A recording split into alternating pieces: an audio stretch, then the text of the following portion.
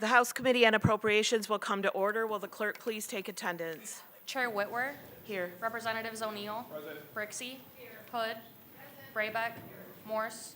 Purry. Steckloff. Weiss. Martis. McKinney. Here. Menser.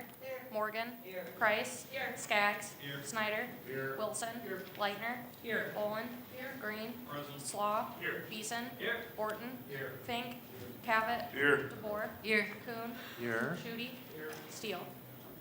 Madam Chair, you have 29 members present. You do have a quorum. Thank you. Representative O'Neill moves to approve the minutes from our September 25th meeting. There being no objection, the minutes are approved. Before we get started, I wanted to take a moment to thank everyone for the past 2 years. Specifically, this has been one of the hardest working and busy committees, and my deepest thanks goes out to our staff because we know that they keep us going.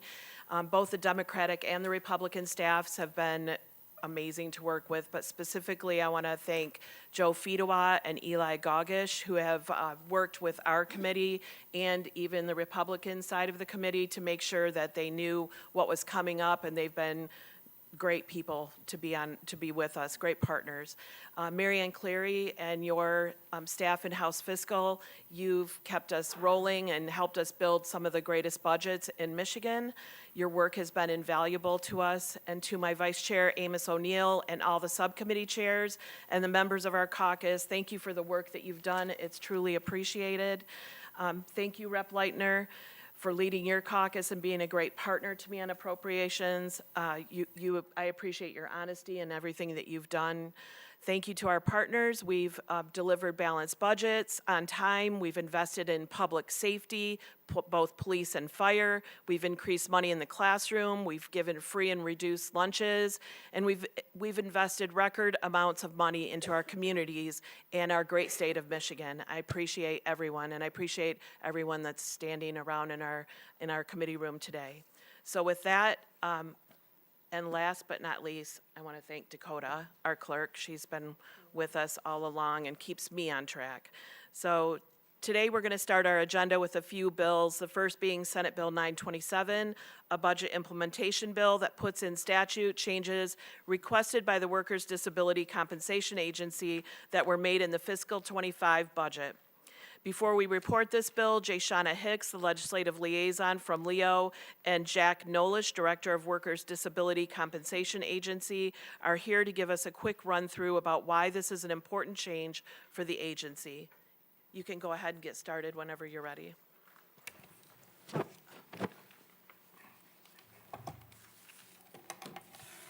Good morning. Thank you, Chair Whitwer and committee members for the opportunity to speak today. Again, my name is Jayshana Hicks, and I am the Director of Legislative Affairs for the Department of Labor and Economic Opportunity, also known as LEO. With me today is Jack Nolish, who is the Director of the Workers' Disability Compensation Agency, which operates within LEO. One of the primary responsibilities of LEO's Worker Disability Compensation Agency is to administer the act itself, and which includes ensuring that workers who are injured or become ill due to their jobs are receive the benefits that they are entitled to. Today we are here in support of Senate Bill 927, which would allow a fee to be established through the agency's rulemaking process. Specifically, the bill would enable the agency to collect a fee on insurance coverage filings. In Michigan, the commencement and termination of insurance coverage must be reported to the agency every year. There's over more than 200,000 filings that happen, and this includes an intensive workflow process for the staff. So with this bill, it would require the necessary revenue sources to maintain an efficient workflow for processing these filings. I also want to express our gratitude to Senator Anthony for introducing this legislation. And without further ado, I'd like to turn it over to Jack to share more why we need this revenue source and to also answer any questions the committee members may have. Thank you. Thank you, Jayshana. Good morning, members of the committee and Madam Chairman. Excuse me. I am Jack Nolish. I've been the director of the agency for coming up on 10 years in 2 different shifts right now. The fact of the matter is the Workers' Compensation Agency has a very limited revenue stream.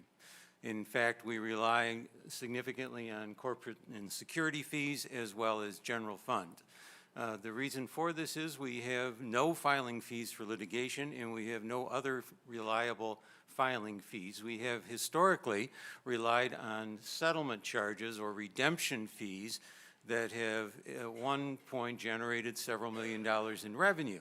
However, over the course of the last 10 to 15 years, with significant changes in Michigan workers' compensation law, the number of redemptions has declined almost 75%. It is no longer a reliable revenue source. One of the things that is quite constant, however, is the insurance filings that Jayshana referenced a moment ago. We get some 300,000 filings a year, roughly 2/3 of which still come to us on paper. It's a very labor-intensive operation, and quite frankly, it's not quite as up-to-date as it should be, and therefore our new data system will incorporate significant improvements in electronic filing of those documents. And we're trying to achieve that. In order to do that, we need to find a more stable revenue source, which would be related to all these insurance filings, and we could incentivize the use of electronic as opposed to paper filings by making a reduced filing fee for electronic filings. And that's what's outlined in the bill. We would appreciate your support in this category. It will enable us to rely less on general fund revenue and I think facilitate improved service for our customers. Michigan, by the way, is a mandatory insurance state, and we as an agency are required to make sure every employer has appropriate insurance coverage. And unique to Michigan in some respects, when a case is filed or a complaint is filed against an employer, we have the obligation of notifying the employer and the carrier. So we have to have up-to-date information. The other unique feature is that workers' compensation coverage is very site and date specific. In other words, if we have a multi-facility employer that has several different locations, it is not unusual nor illegal to have different coverage for those locations. And in order to make sure that their claim gets handled in the right place by the right carrier, we have to have up-to-date records in that regard. So this is a critical function of the agency, and last but certainly not least, it achieves our twin goal, and that is right now somewhere in this state, a guy named Charlie is falling off a ladder. On average, 10 people get injured every business hour of every day in this state. We get 20,000 on injury filings every year. We have to be able to take care of that injured worker. At the same time, we also have to make sure that businesses have a level playing field. We don't want a situation where an honest business person in compliance with the law is competing with somebody down the street who is not. That's workers' comp insurance is not cheap. I respect that. And if somebody's out there conducting their business without coverage, they have a distinct competitive advantage over a legitimate business. So we have to protect business in that regard. That ensures that they have the exclusive remedy protections and other things afforded by the Workers' Compensation Act. This will enable us to do it better. And we appreciate your support. Thank you. It doesn't look like we have any questions from the members. Thank you for being here today. Representative Snyder moves to adopt substitute H1 to Senate Bill 927. Will the clerk please call the roll? On the motion to adopt the H1 substitute, Chair Whitwer? Yes. Representatives O'Neill? Yes. Brixey? Yes. Hood? Yes. Braybeck? Yes. Morse? Yes. Hurry? Yes. Stegloff? Yes. Weiss? Yes. Martis? Yes. McKinney? Yes. Menzer? Yes. Morgan? Yes. Price? Yes. Skaggs? Yes. Snyder? Yes. Wilson? Yes. Leitner? No. Olin? No. Green? No. Slaw? Pass. Beeson? No. Horton? No. Fink? No. Cabot? No. DeBoer? Pass. Kuhn? No. Shudi? No. Steele? No. Madam Chair, you have 17 yeas, 10 nays, 2 pass. The H1 is adopted. Thank you. Representative Martis now moves to report Senate Bill 927 with recommendation as substitute H1. Will the clerk please call the roll? On the motion to report, Chair Whitwer. Yes. Representatives O'Neill. Brixey. Hood. Braybeck. Morse. Hurry. Steckloff. Weiss. Martis. McKinney. Yes. Censor. Morgan. Price. Skaggs. Snyder. Wilson. Lightner. Bolin. Green. Slaw. Beeson. Borton. Fink. Cabot. DeBoer. Kuhn. Shooty. Steele.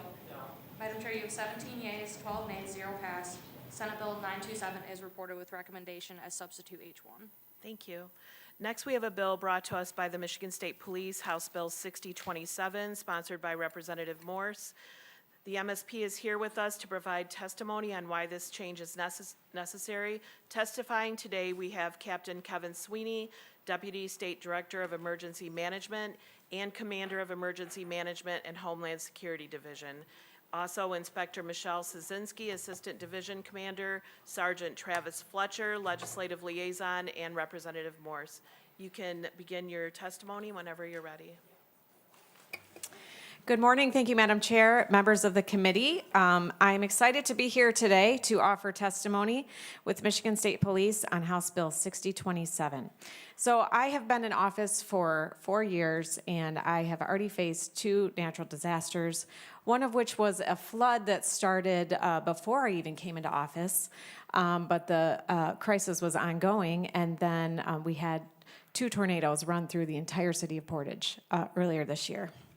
And what we have found during the course of trying to respond to these disasters is that the funding for emergencies in the state is very behind the times of how expensive it is to respond to these types of emergencies.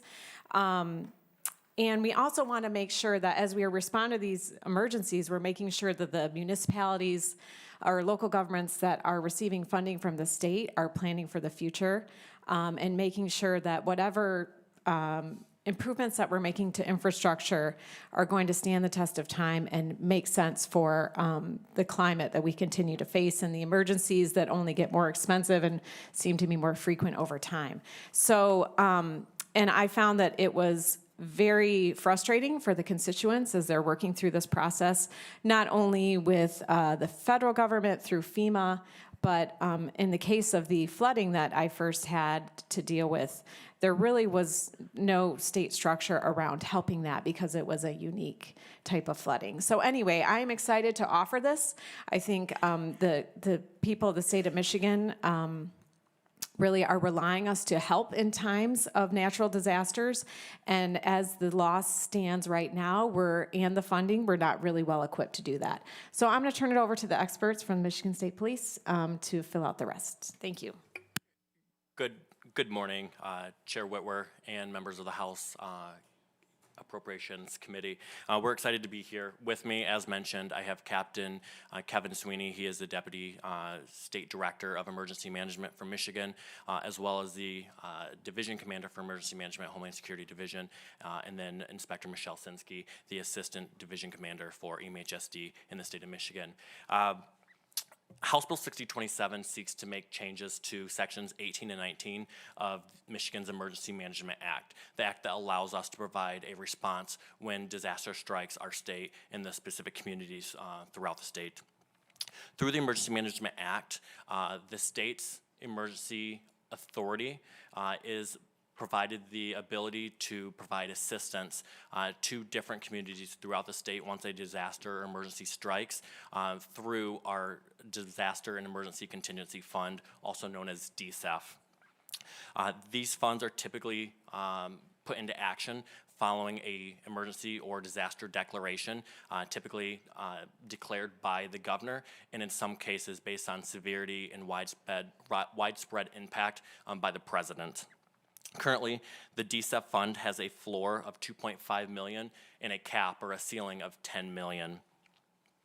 These figures, as they currently are simply inadequate for what we need to be able to provide the communities with assistance or public assistance following these disasters. In the 10-year span of the 1980s, there were 13 state emergency and disaster declarations. In the last 5 years alone, we've seen 17 state of emergency declarations. If we see that pattern continue, that is more than a 161% increase in state of emergencies that we are experiencing here in the state of Michigan. Through House Bill 6027, the H2 sub that is before the committee today, the minimum of the fund would be raised from 2.5 to 10 million, and then the cap would be raised from 10 million to 25 million. It would still be on the legislature to make those appropriations. There's no appropriation attached to this bill that's before the committee today. Additionally, the three-tier system that is based on population, which allows certain communities to be eligible for a specific amount of funds, would be amended. This would ensure that the communities that you both live in and represent would be eligible for a slightly higher amount of funding and public assistance following the disasters that we see all over the state. Tornadoes, flooding, the list goes on. Finally, the House Bill 6027 H2 sub before you would create the Hazard Mitigation Fund. We know that hazard mitigation or mitigation efforts reduces the loss of life and property following these events when it comes to minimizing the impact of disasters. According to FEMA and the National Institute of Building Sciences, natural hazard mitigation saves $6 for every $1 spent. So we know that mitigation works. The creation of the Hazard Mitigation Fund would allow us to take 60%, check that, 20% of the funds remaining in the DSEF fund at the end of the year, assuming it doesn't cause that fund to drop below that minimum to put into hazard mitigation. That way we would have additional funds to provide your communities to make sure that we are taking the proper steps in mitigation, which in the long run would help us to be more efficient and better protect our communities and our vital resources. At this time, I want to turn it over to Captain Kevin Sweeney, and he's going to quickly just touch on his role as the Deputy Director for Emergency Management and the role he plays with the recommendations for declaring a state of emergency or state of disaster in the state of Michigan. Thank you, Sergeant. Good morning, everybody. So yes, one of the roles that I have that with the position that I sit in is to provide recommendations to the governor's office when we have a disaster or an emergency strike.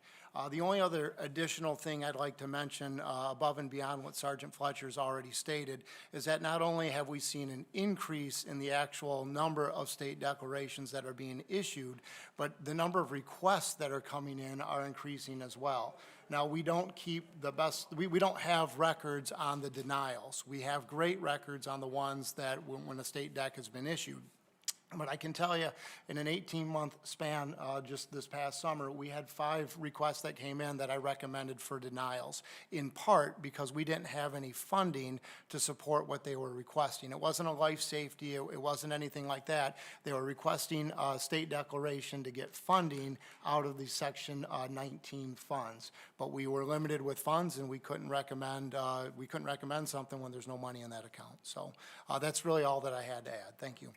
Thank you, Captain. And with that, we asked for your support for the H2 sub of House Bill 6027 as it moves forward. Happy to take any questions, but thank you for your time.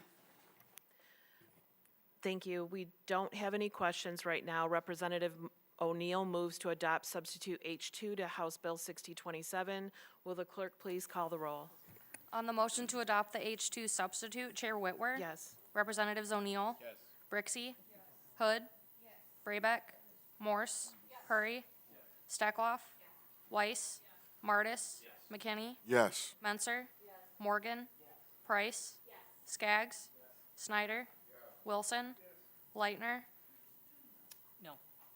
Bolin? No. Green? Yes. Slaw? Yes. Beeson? No. Orton? Yes.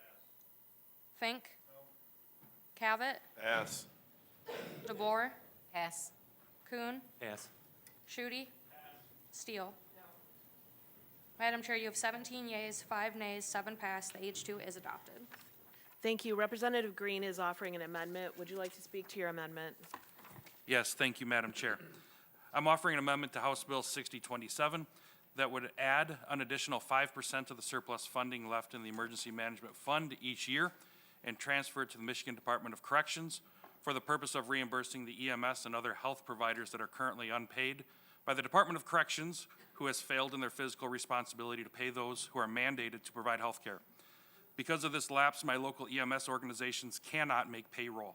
In the spirit of this bill to mitigate emergencies, and in the spirit of this committee to fund job retention, I move my amendment. Thank you. Will the clerk please call the roll? On the motion to amend, Chair Whitwer. No. Representatives O'Neill. Brixey. Hood. Braybeck. Morse. Hurry. Steckloff. Weiss. Martis. McKinney. No. Menser. Morgan. Price. Skaggs. Snyder. Wilson. Leitner. Bolin. Green. Slaw. Beeson. Borton. Fink. Cavett. Yes. DeBoer. Yes. Kuhn. Yes. Shooty. Steele. Madam Chair, you have 12 yeas, 17 nays, 0 pass. The amendment is not adopted. Thank you. Our last bill today is Senate Bill 440, sponsored. Sorry about that. Representative Morse moves to report House Bill 6027 with recommendation as substitute H2. Will the clerk please call the roll? On the motion to report, Chair Whitwer. Yes. Representatives O'Neill. Brixey. Hood. Braybeck. Morse. Hurry. Steckloff.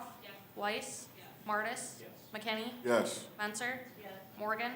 Price. Skaggs. Snyder. Wilson. Leitner. Bolin. Green. Slaw. Beeson. Borton. Fink. Cavett. DeBoer. Yes. Kuhn. No. Shooty. Steele. Madam Chair, you have 17 yeas, 11 nays, 1 pass. Senate Bill, or House Bill 6027 is reported with recommendation as substitute H2. Thank you. Our last bill today is Senate Bill 440, sponsored by Senator Schenck, a property conveyance bill requested by DTMB that transfers a state-owned parcel in Livingston County from the Department of Corrections to DMVA. Here with us to give us a bit more background is Kyle Kaminsky, Legislative Liaison at MDOC, and Terry Sabo, Deputy Director at DMVA. Thank you both for being here. Go ahead and get started whenever you're ready.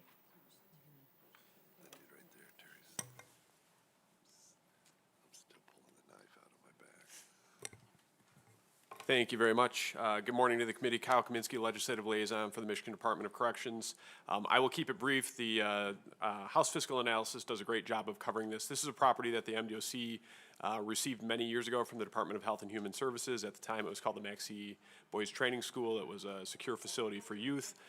It's a larger parcel. The MDOC continues to operate on the east end of the parcel with our Woodland Correctional Facility. That will not change. We will continue to be there, but there's quite a bit of space kind of on the western edge of this parcel that could be put to better use. And with that, our colleagues at DMVA have suggested a use, and I will turn it over to them to explain that. Thank you, Kyle. Terry Sabo with the Department of Military and Veteran Affairs, overseeing legislative affairs. Just being very brief in regards to this property, we're very thankful to have this opportunity to be able to acquire this. At the current moment, there's not an actual concrete plan, but it is definitely part of a plan for the future where there possibly could be a readiness center built on this particular parcel.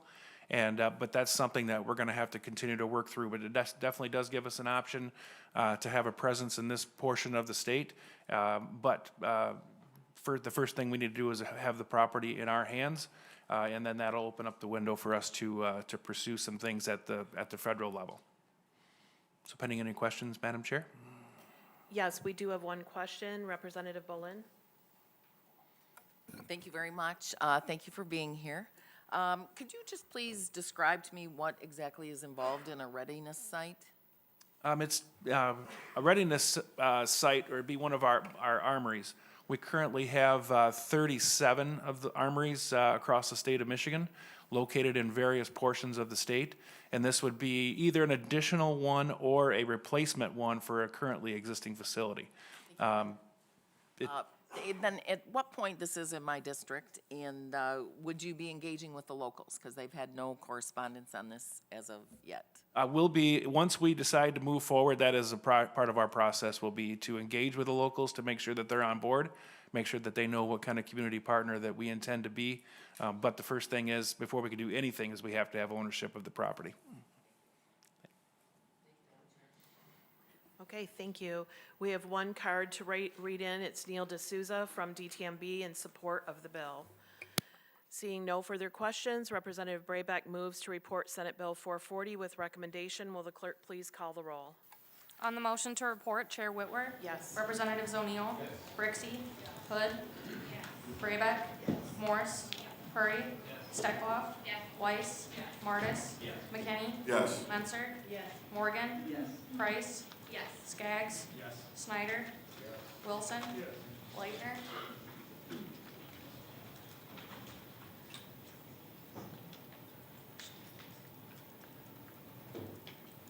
Committee will go at ease.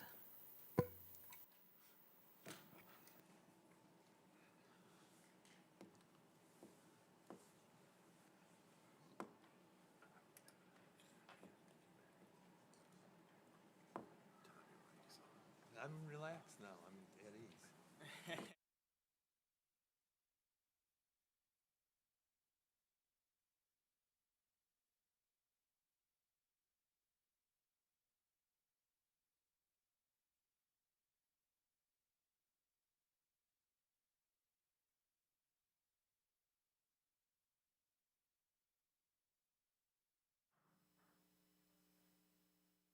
House Appropriations is back in order.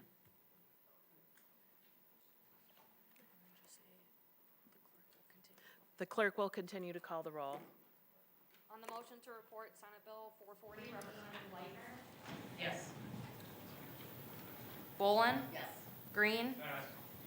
Slaw? Yes. Beeson? Yes. Horton? Yes. Fink? Cavett? Yes. DeBoer? Yes. Kuhn? Yes. Shooty? Pass. Steele? Pass. Madam Chair, you have 25 yeas, 0 nay, 4 pass. Senate Bill 440 is reported with recommendation. Thank you. Next up, we'll hear testimony before taking action on the pending transfer request before us.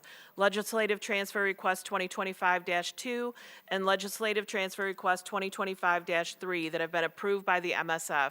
First up, as part of the Legislative Transfer 2025-3, is a $100 million performance-based grant request out of the Strategic Site Readiness Program to the University of Michigan in partnership with Los Alamos National Laboratory for a new high-performance computing facility in Ypsilanti Township.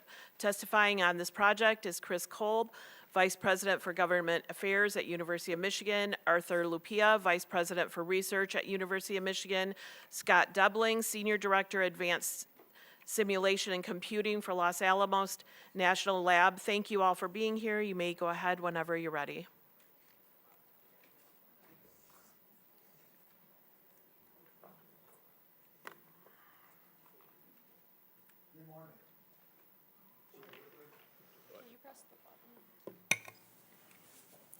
Good morning. Chair Whitler, Minority Vice Chair Leitner, and distinguished members of the House Appropriations Committee. It's a pleasure to be here this morning, and we appreciate you giving us the time to present on an exciting economic development opportunity, not just for the University of Michigan and Los Alamos National Lab, but for the state of Michigan as well. The University of Michigan, sorry, trying to get this to move.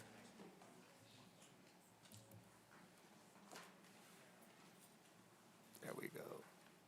The University of Michigan, over the last few years, has been working to deepen our relationship with the 17 national labs across this country. And we've had one exciting partnership that we want to present on today. The national labs are where the federal government does its critical research. So we have been working with Los Alamos National Lab to come up with a joint partnership to bring our researchers together to really start to address the most challenging issues in front of us, not just as a state and a nation, but as to the world. And it evolves around utilizing high-performance computing and the ability to work together to bridge not only the gap that exists today, but also to find solutions for tomorrow. And so we will talking today about opportunities to bring more federal grants to Michigan. We will also be talking about hundreds of jobs, high-paying jobs that will be new to the state of Michigan, and that will become a magnet for investment in this area. So Los Alamos focuses on national security. The areas that they deal in, just really getting to the nitty-gritty of it, is to making sure our nuclear stockpile is viable, that they protect us against nuclear threats of all kinds. They protect us about emerging threats, cybersecurity, biohazards, artificial intelligence, and provide energy security solutions. That works out really well with the expertise of the University of Michigan. And some of the projects that we believe we'll be working on together are in cybersecurity, advanced manufacturing, quantum sciences and computing, foundational IA models for science discovery, biomedical research, clean energy research as well. What does this mean for the state of Michigan? Well, one, we will create a large research ecosystem around this partnership that will be both public and private, that we will bring research opportunities not just to the University of Michigan, but to all public entities in the state of Michigan. We will position our state as a leader in AI. There will probably be 5 to 10 centers of excellence. This investment will make sure that Michigan is at the front of the line when those investments are made. It will also help us to develop a sector of our economy that we do not have a lot of space in right now, and that's around national security. And we will be providing not only talent, but facilities where this type of work can happen. I will also have access to the most powerful computers in the world. Those issues I said that Los Alamos works on, they require having the fastest, biggest, baddest computer in the world to make sure that they can protect us from the biggest threats out there, from nation states as well as other individuals who seek to do all of us harm. So that's what they'll be bringing to the state. They'll also be bringing to the state opportunities for funding from the Department of Energy, the Department of Defense. The only two federal departments who will see any growth in the coming years. This opportunity and partnership will also be a pipeline of talent. Students, faculty, and researchers will want to be a part of this unique partnership.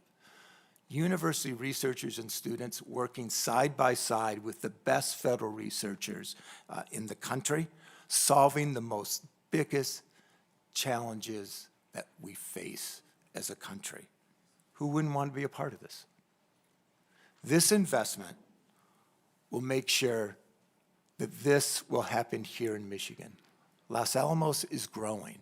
They're growing beyond their physical location. They will need to grow somewhere. This investment will make sure that that growth happens here in Michigan, and all of us will benefit, not just locally, not just state, but nationally as well. I'm going to turn it over to my colleague, Skip Lapia, who is the Vice President for Research. Skip? Hi, thank you for having us here. Thank you for your leadership and for your service to the citizens of our state. This is a great opportunity for the state of Michigan. Can you turn your mic on, please? Thank you. Do I need to get closer to it? All right. My friend, okay. So again, I want to express my gratitude to the legislature and thank you for your leadership and your service to the state. This is a great opportunity for the state of Michigan, and together I'd like to put it in a little bit of perspective. For the roughly 250 years of American history, what conditions have been necessary for massive expansions in economic growth? From the middle of the 18th century to the middle of the 19th century, nearly all economic booms required innovative ideas and access to water. So if you were innovative and you're near a source of water, you could become a major economic center. That, in fact, is the origin story of many of the great cities in our state. If you were far from water, it was much harder to do. From the 19th century, the middle of the 19th century to the middle of the 20th century, nearly all economic booms required innovative ideas and access to railroads. If you were innovative and close to a railroad, you could become a world-changing economic force. If you were far from a railroad, that was harder to do. From the middle of the last century to early in this century, nearly all economic booms required access to our interstate highway system. If you are close to a highway, you could become part of a vast, dynamic national network of innovation and trade. If you were far from a highway, it was harder to do, and a lot of folks got left behind. Today, and for decades to come, high-speed computational power is the river, the railroad, and the highway. It's the key to creating opportunity at home and leading the nation in innovation. With serious computational power, we have a real chance of transformative innovation. Without it, we risk being left behind. To this end, this partnership is designed to place a world-leading research facility and one of the world's most powerful computers in our state. It's a singular opportunity. To put in perspective what we're talking about here, only the United States government and maybe 4 to 6 companies have the capacity to build a computer of this size. Only the United States government, through Los Alamos, is actively talking about putting one in our state. As Chris said, one of the biggest, baddest computers in the world, right? This is our moment. And the impact it can have on research, you think about all the places that AI touches, precision health, healthcare, taking all the great discoveries in our state about medicine and figuring out how to personalize them so you get the treatments you need. You think about mobility, propulsion, advanced materials. These are all things that having access to AI and the people who study AI transform.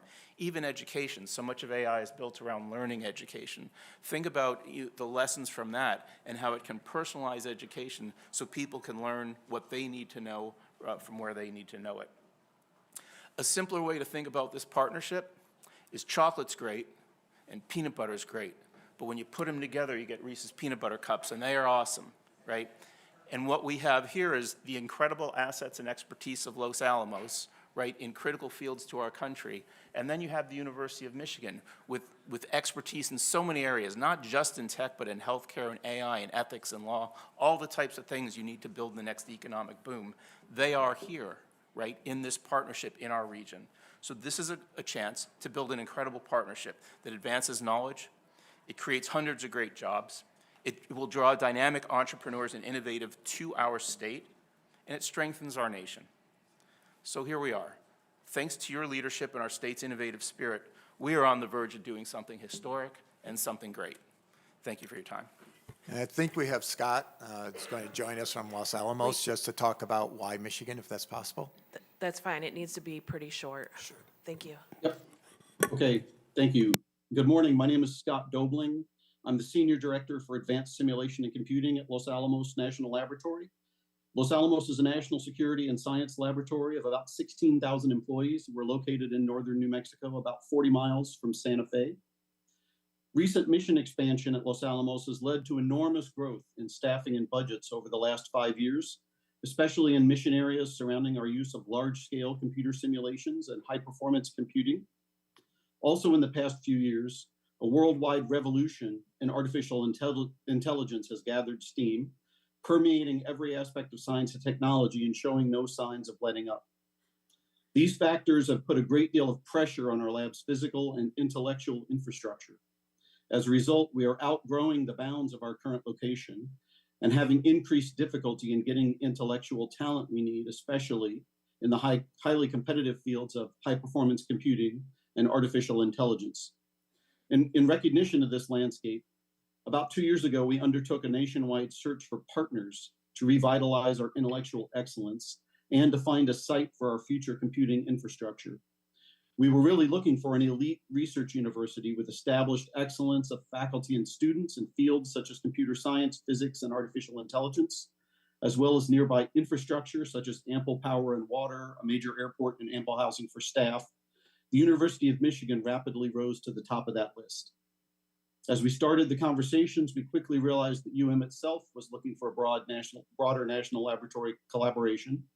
Although we have been collaborating closely with UM faculty for decades and have many graduates of UM on our staff, we hadn't realized the depth and breadth of the possibilities until we really started to explore it.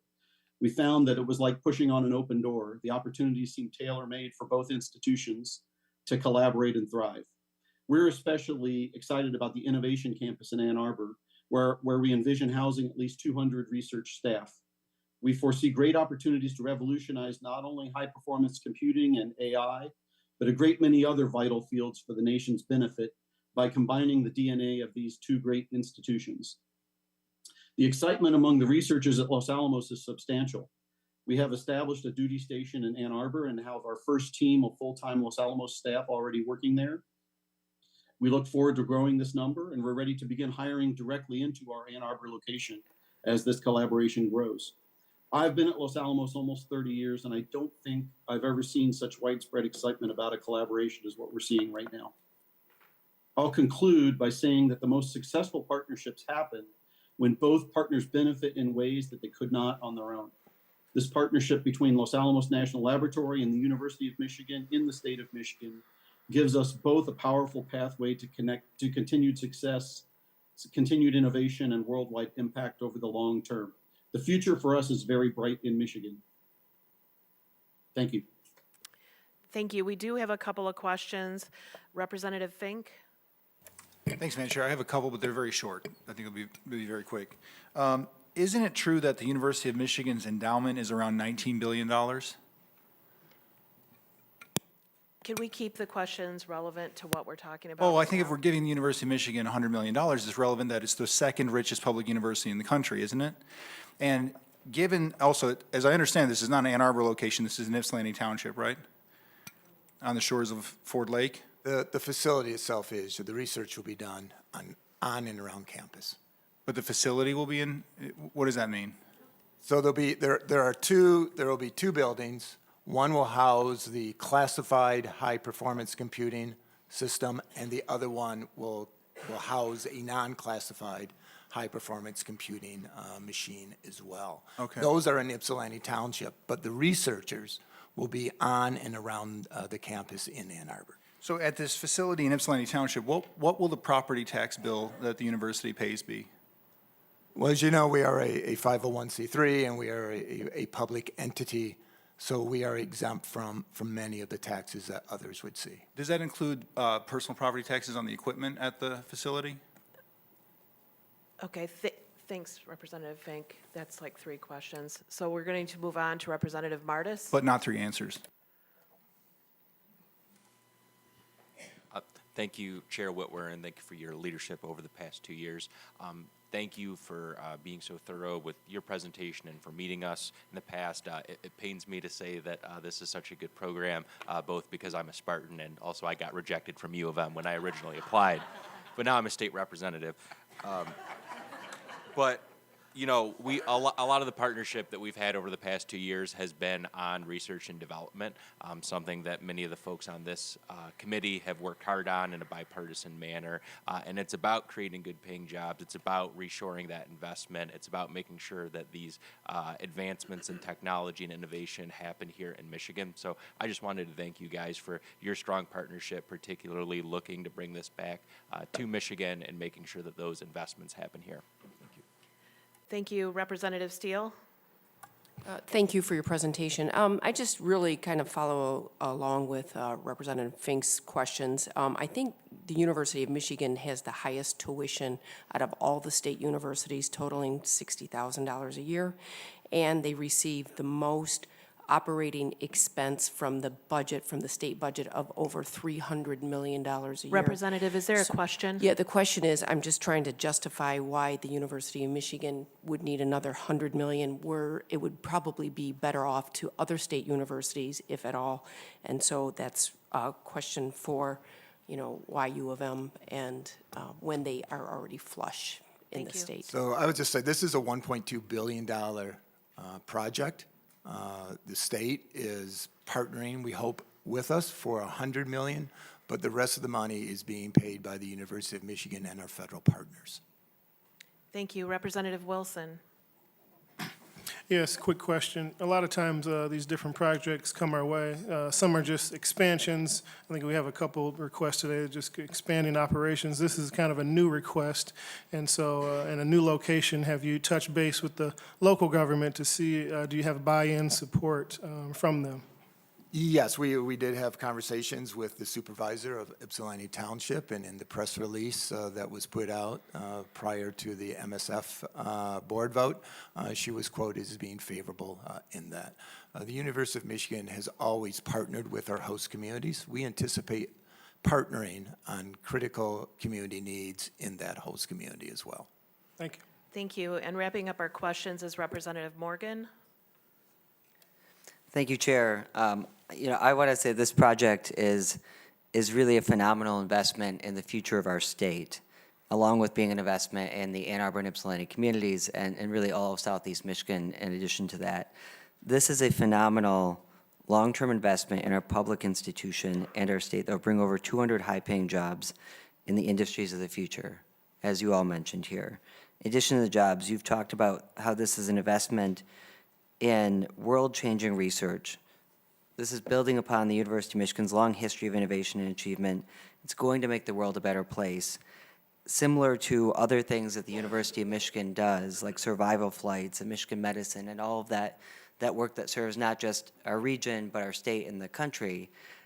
Can you just talk a little bit more about how this is a project that is beyond the walls of Washtenaw County or Ann Arbor or Ypsilanti, but really a statewide investment, just a little bit more.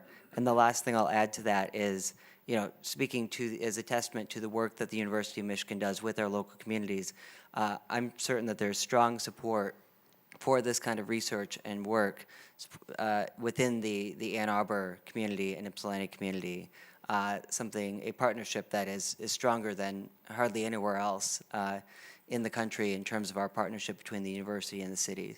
So I just want to attest to that partnership and that commitment from the university in supporting this project. Can you try to keep your comments very short? We have a huge schedule still. Absolutely. Thank you. We have so many incredible assets across our states when you think about manufacturing, technology, healthcare, and so forth. But as we go forward in the future, there's going to be a huge difference between people who are in those endeavors and who have high-speed computing and folks who don't. There's going to be a big divide.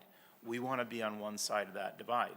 Now, if you look at the history of national labs, right, when you have that type of computational power, a lot of people can benefit from access to it, to what can be learned from it, to what can happen when you take all the subject matter experts that we have at the universities in this region, pair it up with compute. It becomes a very dynamic place. The types of entrepreneurs, companies, legacy industries, startup industries that we can draw to this region because we have that combination, right?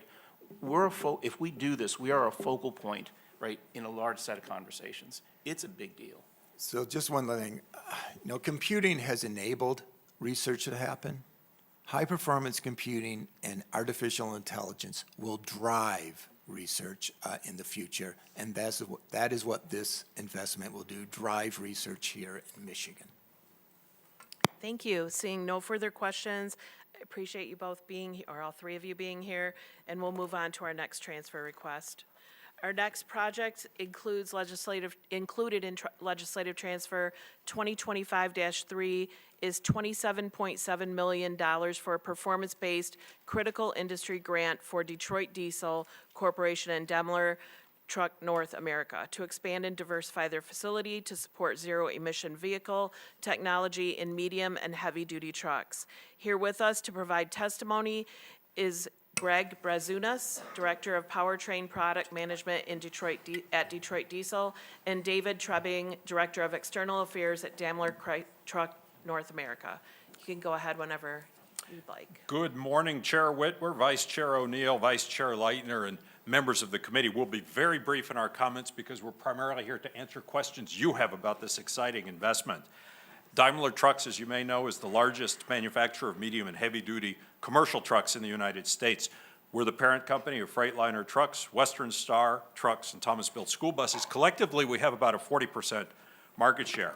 The powertrains for those products are primarily produced by Detroit Diesel Corporation, which for the last 86 years, the 3.5 million square foot facility has been proudly located in Redford Township. It actually straddles the border between Redford Township and the city of Detroit. And we're delighted to be here to talk with you about a potential new investment coming into that facility. The motor vehicle industry, as we all know, is in the midst of an unprecedented transformation as new technologies come in to reduce emissions. No state knows that more than Michigan, and no company knows or appreciates the importance of economic development support more than Daimler Truck. We believe that what you're considering today is really an example of a public-private partnership to help reduce the cost of the early adopters in the medium and heavy-duty sector. And what that means is that the costs of goods and services in the state of Michigan will be as low as possible. We both have a vested interest in the success of this investment while making the greatest contribution to the positive impact to the environment. We're investing in the future and in the future of Michigan, and with this investment, we believe that the state will be as well. Greg is here to talk about the investment in detail very briefly, and then we're delighted to answer any questions you might have. Thank you, Dave. As you mentioned, we're excited to announce a plan for investment of up to $285 million at our facility in Redford Township in the city of Detroit. This investment is in 3 areas. First, we'd like to reinvest in our existing internal combustion engine clean diesel technology to sustain production capacity and continue to meet our customer demands. Second, we'd like to re-equip and expand our existing zero-emission technology manufacturing operations for the commercial vehicle market. Last, we'd like to invest in our research and development activities to further the development and innovation of advanced vehicle technologies. Yesterday, the MSF approved an incentive package which includes a $27.7 million performance-based critical industry program grant. This grant will require us to invest at least $285 million, create at least 436 new jobs, and retain at least 2,600 jobs throughout the term of the agreement. Project wages will exceed the regional median wage. The facility has a highly skilled UAW representative workforce whose wages and benefits are pursuant to a collective bargaining agreement. These investments will solidify our facility as a key manufacturing hub that supports the customer demand, the Daimler Truck vehicle portfolio, as well as significantly expand both the facilities and our employees' capabilities within the current clean diesel space and the zero-emission vehicle component manufacturing space. The next slide is just a summary of what was approved at the MEDC MSF board meeting yesterday. And with that, on behalf of Daimler Truck North America, I'd like to thank you for your time and consideration. Thank you. Do we have any questions? Okay, seeing no questions, thank you for your time today. I appreciate you showing up. And we'll move on to our third request, part of Legislative Transfer Request 2025-2, a $50 million strategic site readiness request to Copperwood Resources for infrastructure improvements to open a copper mine in Wakefield and Ironwood Townships in the Gogebic County. We did take up this transfer several months ago, so we don't have a briefing planned. However, we do have a few cards from people wishing to speak. We are going to only be able to do a few of these cards as we are very short of time. We're going to keep testimony. We're going to keep testimony to 2 minutes. And I will start with Dr. Nicole Kenway Biber, if she would like to step up and give testimony.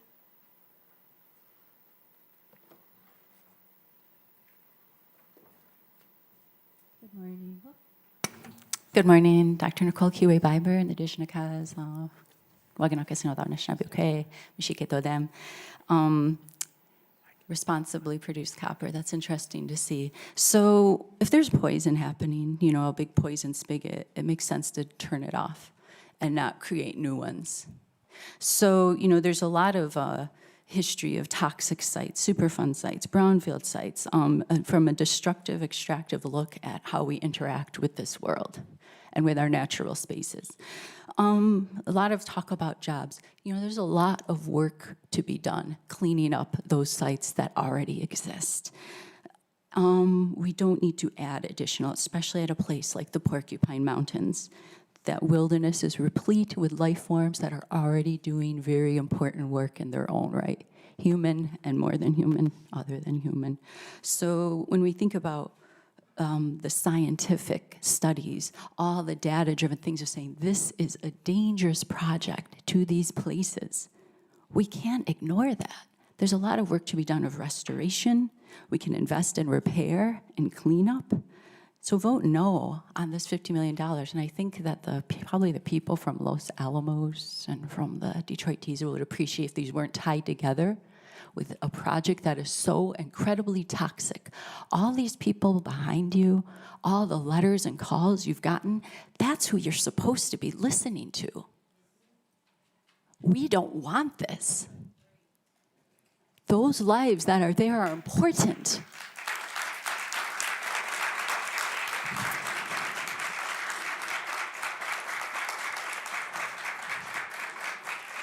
We have a right to retain our sacred relationships to the living earth that holds us all as dependents. Miigwech. Thank you.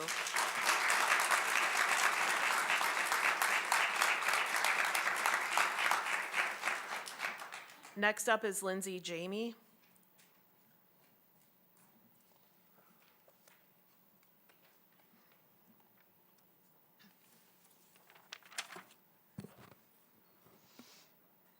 Good morning. I drove in from Saginaw this morning to speak to you as a lifelong Michigander, but also as a mother who every day worries about what future looks like for my 3 boys on a consistently bleak environmental landscape. I implore the Appropriations Committee to oppose the SOAR grant to Copperwood Mine and Legislative Transfer Request 2025-2 and find a use for our tax dollars that doesn't put in peril our finite resources necessary to live on this earth. And I ask you to put the well-being, health, and futures of all of your constituents ahead of the potential commercial gains. As Michigan community members, we are stewards of this land and its natural resources for us and the future generations, and we can't ignore a very real concern that we could leave a great and beautiful portion of our state and fresh water poisoned. It seems antithetical to me to subsidize a supposed effort to create jobs and revenue to our state at the expense of ruining it. Once we go there, we can't go back. Thank you. Thank you. Next up is Margot Cooper.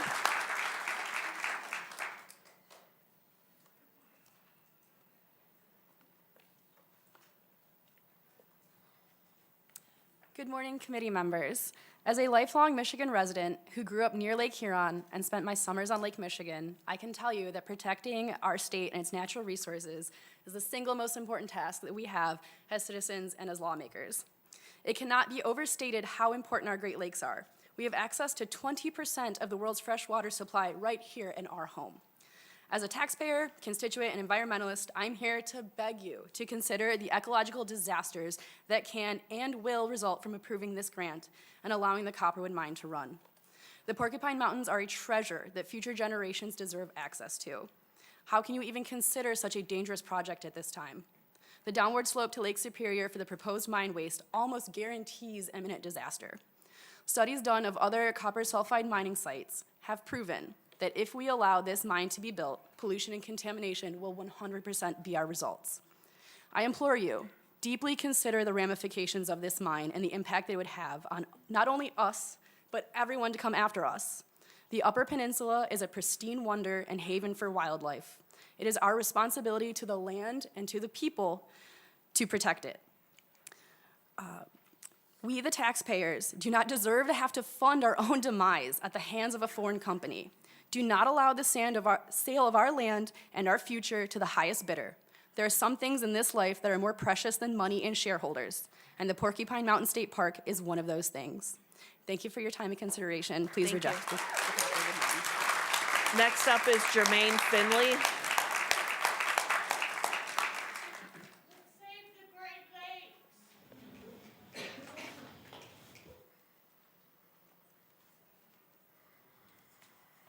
Thank you for allowing me to speak. I will try and be brief. I know you have a big schedule. I just recently found out about this. I'm a lifelong resident of Michigan, recently retired after 33 years as an IT consultant.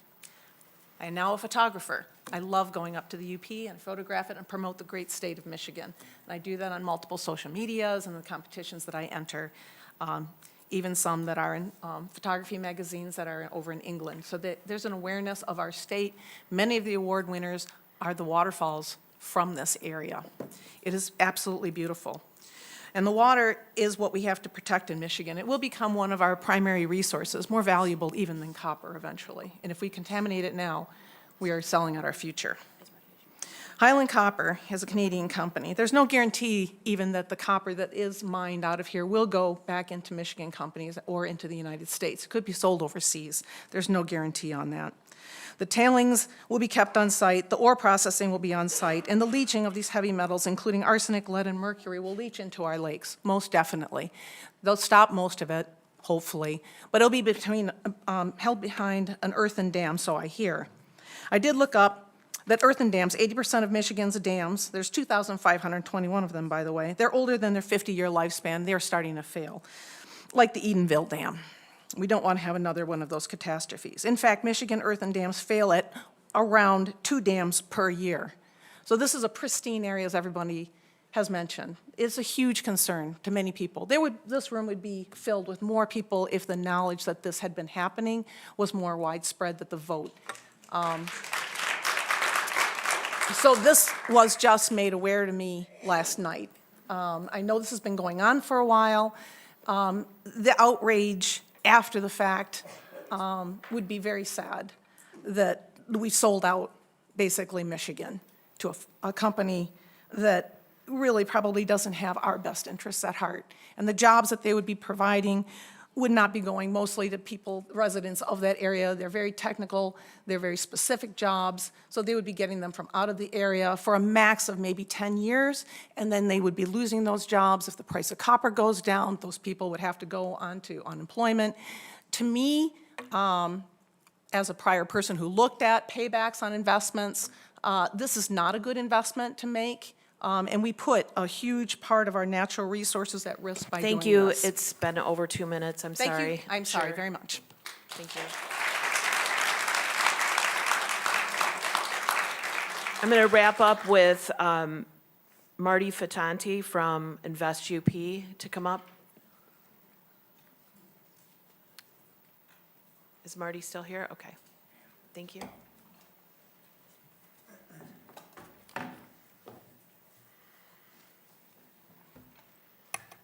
Thank you, Madam Chair and members of the committee. I didn't have any prepared remarks, but let me speak from the heart. You know, I appreciate the concerns that have been expressed to you, not only today, but prior to this. It's understandable because they love the Upper Peninsula and the environment. But I think the misconception is we who support this mine also love the Upper Peninsula and the environment.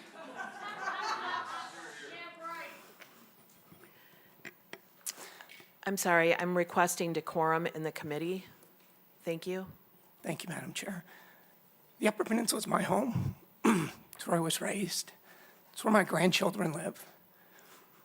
Unfortunately, for too many people, they can no longer call it home because we don't have opportunity.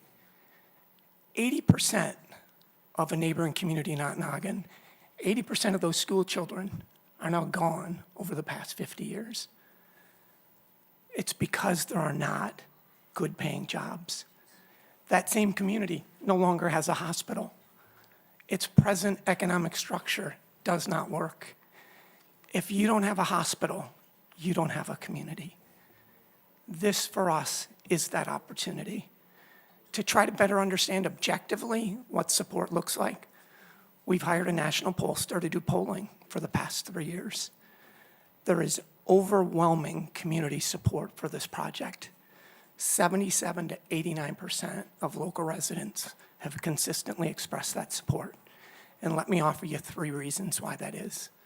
First of all, I sit here today, I'm not a subject matter expert, but I would submit those people who are passionate about this debate and care are not subject matter experts either. But you know who is? Our regulators and the administrators that you trust to make the decision. And the very department that's entrusted with this decision, Eagle, says this mine meets environmental permitting standards. And not only does it meet those standards, but keep in mind what those standards are. When this act was passed into law, Part 632, by Governor Granholm, a Democratic governor, with a vote of 148 to nothing, she called Part 632 the most stringent mining standards in the world. Marty, you have about 15 seconds. I'll end with this. At that time, environmental stakeholders were part of the work group that worked to pass Part 632. And they said at that time, if you can meet those permitting standards, you should be able to do business in the state of Michigan. I'm imploring you to give this community and our community a chance. Thank you. Thank you for your time. Okay, due to time constraints, the rest of the cards submitted will be listed in the minutes, and we are now going to proceed to approval of the 4 transfers. Representative. Madam Chair, I'd like to make a motion to have each transfer considered individually.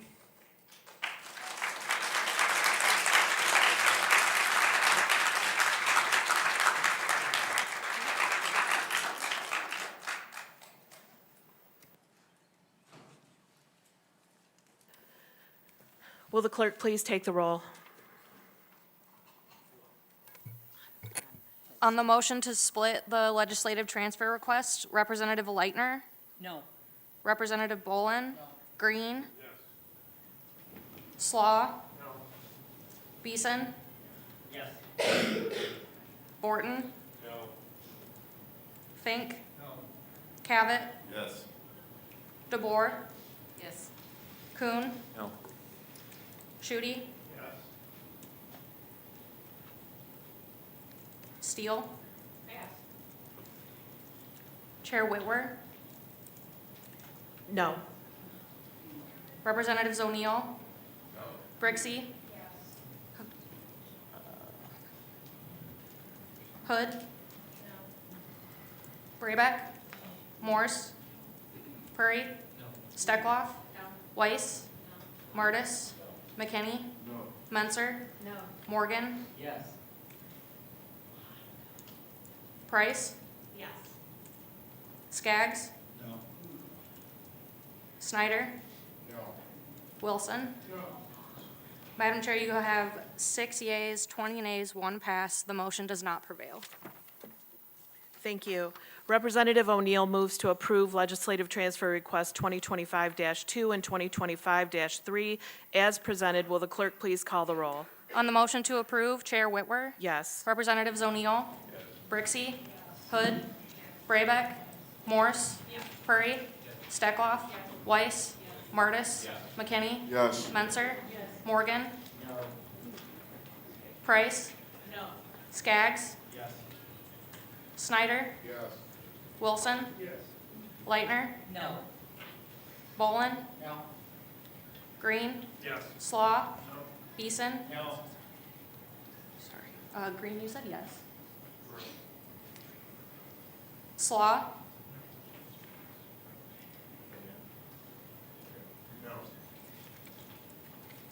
Beeson? Borton? Fink? Cavett? Yes. DeBoer? Yes. Kuhn? No. Shooty? Yes. Said yes. Yes. Steele? No. Madam Chair, you have 17 yeas, 9 nay, 3 pass. Legislative transfer request 2025-2 and 2025-3 is approved. Thank you. That's it for today. Seeing no further business, the House Appropriation Committee stands adjourned.